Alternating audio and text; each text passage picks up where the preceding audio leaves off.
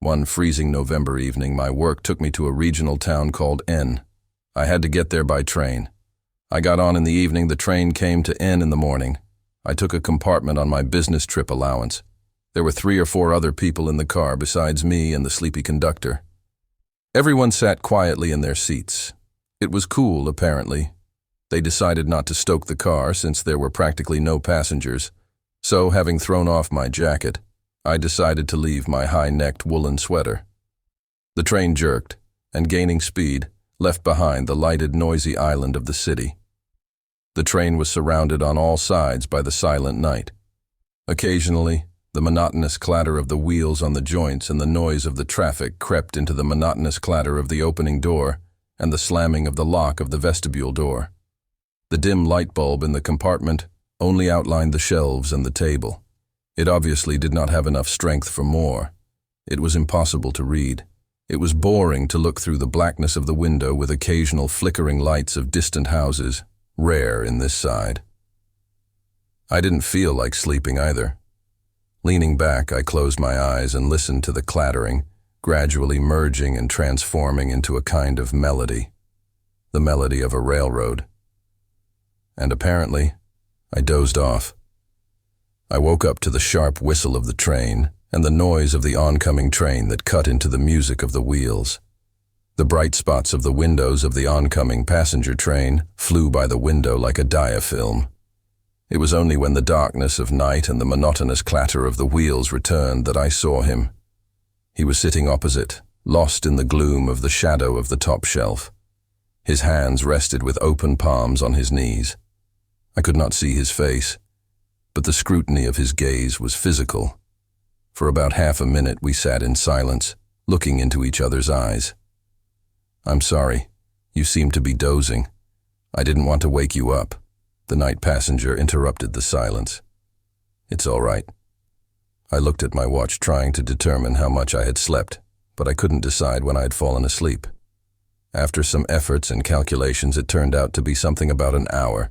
"Have you been here long?" "No, a quarter of an hour, no more." "Oleg." "Viktor Petrovich. You can just call me Victor." I was about to shake hands with my traveling companion, but he continued to sit with his hands on his knees, only nodded his head slightly. To somehow hide the awkwardness, I asked, "Are you going to N?" "No, to Myasnitsky Bor. It's much closer."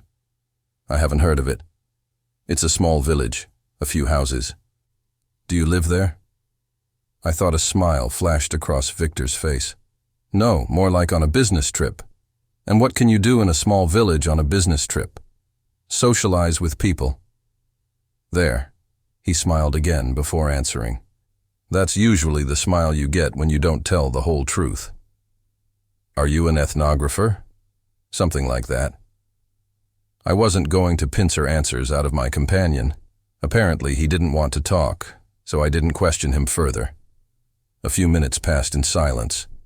I looked out the window and pondered whether to go to bed or to continue sitting.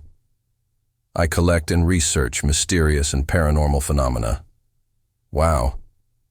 Viktor Petrovich decided to dedicate me to his affairs. It's an interesting occupation. Is it a hobby or a profession? Modus vivendi. A way of life. Do you know Latin? Oh, just a few winged expressions. I learned it at school to impress the girls. How's that working out for you? You're the first person to appreciate it. This time the smile was friendly. Strangely, the shadow did not allow to see the features of the companion's face. Only separately appeared then an attentive look, then a smile. "So, what mysterious thing happened in Myasny, I think? Boro. Butchery. I beg your pardon, Butcher's Borough. Somebody got chopped up, I suppose." "Yes, during the war. More than 1,000 soldiers died in the swamps around the bog. The fighting was so fierce that the dead had no time and no one to clean up, so they were lying around the neighborhood. Later, when the fighting shifted to the west, the locals, who returned to the village, buried the fallen. But since then, you can hear men's voices in the woods and smell the smell of makorka, or a soldier will knock at the hut, asking for a drink of water or a piece of bread. Or even someone will see a whole battle scene in some ravine. Few people want to live in such a place, so the people scattered. Only a few old women and old men survive. I felt a chill run down my spine. No, I am not intimidated by stories, but in the semi-darkness of the compartment, where the glass separates me from the darkness of the night, and only one dim bulb saves me, the images of the ghostly soldiers flash too clearly and realistically in my mind. Aren't you afraid of ghosts? Once again, a smile emerged from the shadows. As in the joke, why be afraid of us? No, it's not scary. Sometimes the living are scarier and more dangerous. I agree. We sat in silence for a minute. The travel companion continued to look at me, and I, looking out the window, digested what I had heard. Have you been in many anomalous zones? I traveled all over the Sverdlovsk region. It is rich in anomalous places. Here, for example, in the area of the poultry factory, on the outskirts of Yekaterinburg, there is an unfinished 4-story hospital, which has a reputation as a bad, cursed place. There, on the heads of the curious, out of the blue, bricks fall, the floor falls underfoot, and concrete staircases threaten to collapse at any moment. Everything is falling down, walls are crumbling, holes are gaping in the floor. The building is steeped in modern legends. The construction site is no more than 15 years old. It was abandoned due to the mysterious death of the director. But even during the construction process, people died there all the time. According to rumors, the hospital was built on the site of an old cemetery. And over the years, several children and teenagers have said goodbye to their lives inside the gloomy premises. Among other things, there have been sightings of materialized ghosts, strange bluish flashes of light in the window openings, as well as new brickwork and fresh coatings of cement, although no one is even thinking of resuming construction. Hell of a thing, in a word. Is there really something there? Yeah, it's a dark place. It's depressing at first. And after an hour in the building, it's depressing. It's like someone's always watching you, rustling, sighing. And that's during the day. At night, no one risks going in there. Where else have you been? I've been to the TV tower, in Yekaterinburg, the building of the unfinished TV tower. It rises above the city near the circus. Not a good place. Until they welded up the entrance, it was a Satanist gathering place. All kinds of extreme people, who like to look at the city from the bird's-eye view, often jumped from the height and crashed to death. It's like being in an unfinished hospital. I've heard that priests consecrate all kinds of bad houses, and ghosts or whatever bad thing there is, disappears. It's happened before. But a bad place is not a dirty room, where you wash the floors, wipe the dust, and there is nothing. Everything is clean. Holy water and prayers can't do much here. Are you a believer yourself? I see you don't wear a cross. It's hard to say. I believe in God, but I don't go to church. A cross is an attribute. Its presence or absence does not increase or diminish a person's faith. I patted my chest to reinforce my words. Wait a minute. How did he know? And what makes you think I don't wear a cross? The way you asked about the consecration. The slight disregard for the word priest led me to it. Otherwise you'd use the word priest or batiushka. Do you yourself believe in God? Now I tried to catch him on the answer. As Jung said, I don't have to believe, I know he is there. What's the difference? Belief in one way or another implies further evidence, while knowledge is axiomatic. And what is the creepiest place you have visited? I tried to transfer our conversation from the shaky ground of the theosophical dispute. The companion was silent. My question had evidently awakened some unpleasant memories in him. His palms nervously went up and down on his knees. For a moment, my neighbor's body pitched forward and his face slid toward me out of the shadows. I thought fear flashed in his eyes. But the face immediately disappeared into the shadows. There was no smile, just the scrutiny of unblinking eyes. This is the village of Rastes, a now uninhabited gold mining village located about 25–30 kilometers west of Kitlim, all in the same Sverdlovsk region. Formerly, the famous Babinovsky Tract passed through it. There now and then see mysterious glow in the sky. There are many stories about unclean forces and evil spirits. Tourists and hunters avoid these places. Nowadays, there is not a soul in the village. All its inhabitants seem to have disappeared somewhere, leaving all their belongings in the houses. And in the cemetery, there are gaping graves. You could write it off as folklore, but I saw it with my own eyes.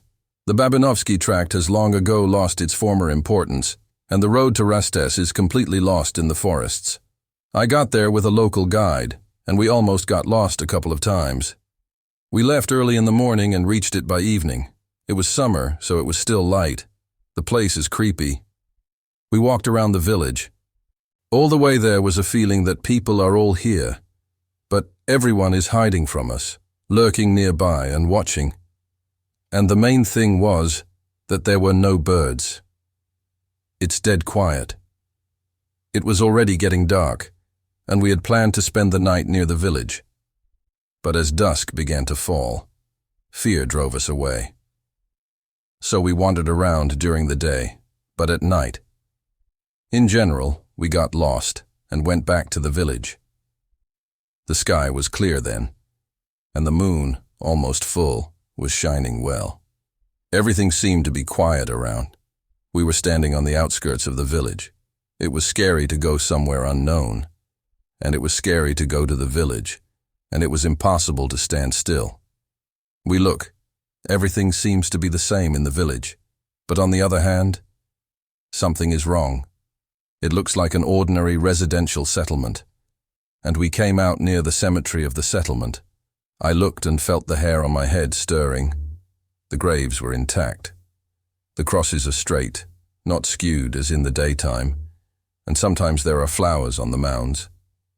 I elbowed the guide, pointing at the cemetery, and he saw and began to be baptized, and began to whisper a prayer quickly. I noticed some movement with my side vision, turned to the village, and horror gripped me. My legs immediately became wobbly. I wanted to run, but I couldn't.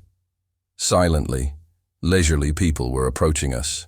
Women, men, old men, children, and all this in sepulchral silence. Dozens of eyes, without blinking, looked at us, and no one said a word. The guide tugged at my sleeve and rushed off down the overgrown path. His jerk brought me out of my stupor, and I rushed after him. We ran for a long time, and soon I lost sight of him. Gasping, scratched and wet, I came to some road. Only there I fell to the ground in helplessness and lay for half an hour, gulping for air. And I never saw my guide again. The travel companion fell silent. At the last words of the story, his voice trembled. Apparently, he was reliving the horror. I, too, was impressed by the story. I wanted to say something to lighten the mood and change the subject, but nothing came to mind. I pressed my back against the wall of the carriage and looked out the window. Somewhere out there, in the blackness of the night, the eerie village with its silent nocturnal inhabitants was flying by. The music of the wheels had a calming effect. Darkness, pillars flying out of it for a moment, the sparse lights flying in the distance, and the clatter, a measured, soothing clatter. Knock, knock, knock, knock, knock. Okay. I must have dozed off again. I woke up from the sharp whistle of the train, and the noise of the oncoming train intertwined with the music of the wheels. The bright spots of the windows of the oncoming passenger train flew by the window like the frames of a diafilm. I remembered about the fellow traveler, so unceremoniously abandoned by me alone with his terrible story, and looked at the seat opposite. It was empty. There was no one else in the compartment but me. I stretched, got up, and went out into the corridor. The carriage was asleep. I heard some rustling at the beginning of the car, and a sleepy conductor appeared from her compartment. Tell me, how long ago was the station Myasnitsky Bor? How should I know? How? There should have been a stop there. Yeah, about 5 years ago. What do you mean? 5 years ago, we don't stop there anymore. Why not? Because nobody's lived there for 5 years. Pouring herself a glass of boiling water from the tank, the conductor ducked back into her compartment, letting me know that the conversation was over. Wait, what about my traveling companion? What traveling companion? A sleepy and now angry face peeked out of the compartment. Well, who sat down at the station and recently got off? His head disappeared. What traveling companion?